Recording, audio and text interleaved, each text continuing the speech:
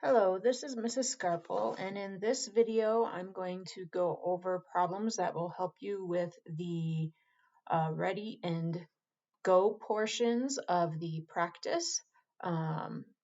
We will be solving when we have exponential expressions and we need to solve for x, and we will also be calculating when we're given an expression and we need to evaluate a function. So let's start here with these examples. And again, this is for Unit 5, Lesson 3. As you will notice in this first equation, our bases are the same. They are both 3. Now these 3's are both raised to a power. In order for each side to be equal to the other, the value of the power has to be the same. You wouldn't say that 3 to the second power is the same thing as 3 to the third power. So if these two expressions are going to be equal to each other, we can assume that the exponents are equal to each other when the bases are the same. So we can write the equation 4x plus 5 equals 7x minus 13. And we use our steps for solving equations, those undo steps, to finish this problem. So I am going to first get my x values on one side. So I'm going to subtract the 4x from each side.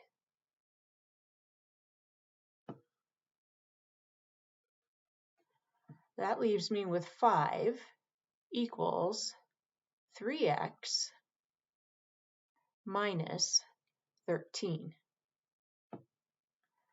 Now I'm going to add 13 to both sides.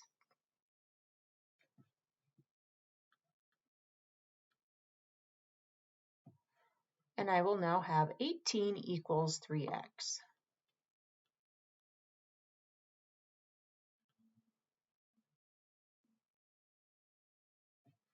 And then to solve for x, divide both sides by 3.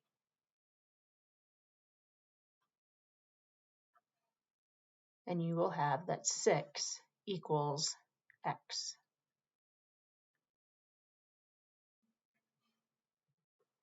And if you check what this does to our original problem, we can substitute the 6 in for x. 4 times 6 is 24, plus 5 is 29.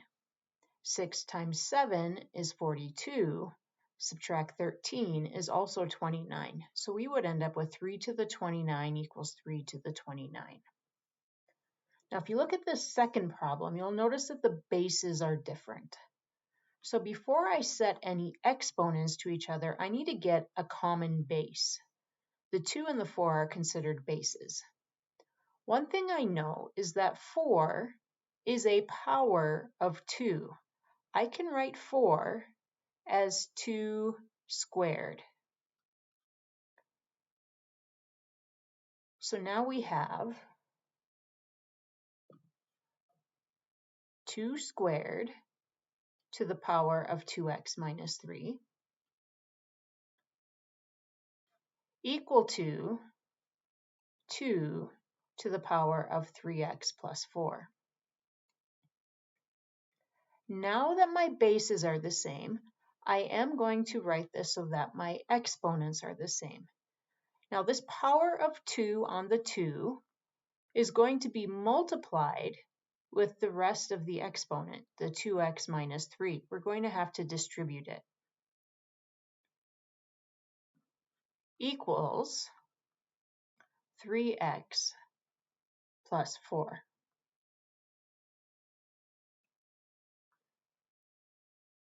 Write this 3 a little bit better.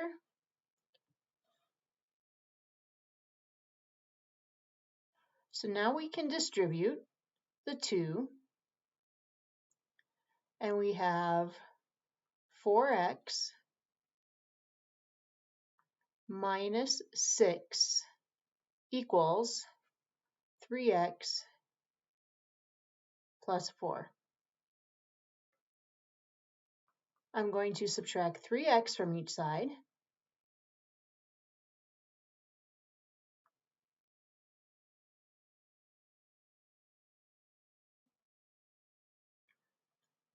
And that will give me x minus 6 equals 4. Now I'm going to add 6 to each side.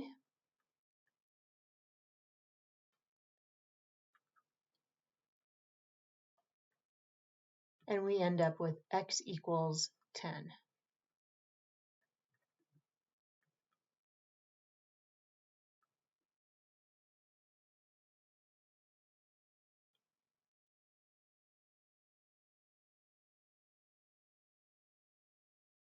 And that is our solution to that problem.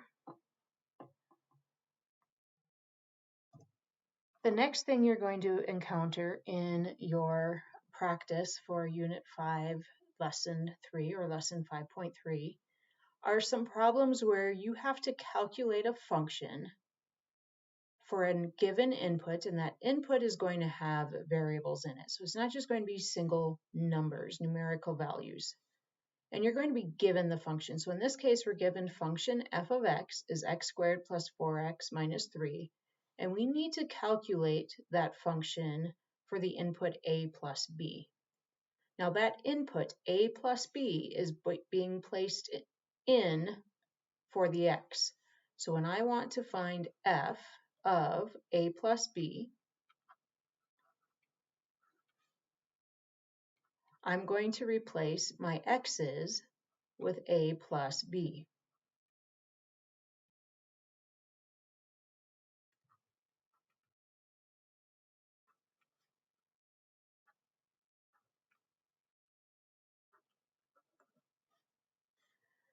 Now keep in mind, a plus b squared means that you're going to take a plus b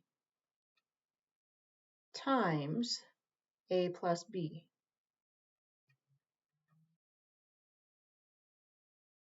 We can distribute the 4 through the a plus b,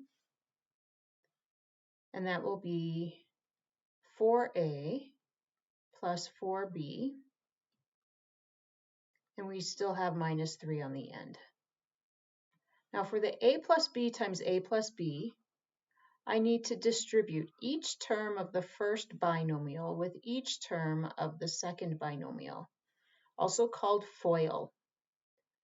So a times a is a squared, a times b is ab, b times a is ba, but we can use the commutative property and write it as ab, and b times b is b squared, plus 4a plus 4b minus 3. And then look for any like terms. In this case, that's AB and AB. And simplify your final answer. So we have A squared plus 2AB when you add AB to AB plus B squared plus 4A plus 4B subtract 3. So these examples should help you complete part of your practice for Unit 5, Lesson 3, or Lesson 5.3.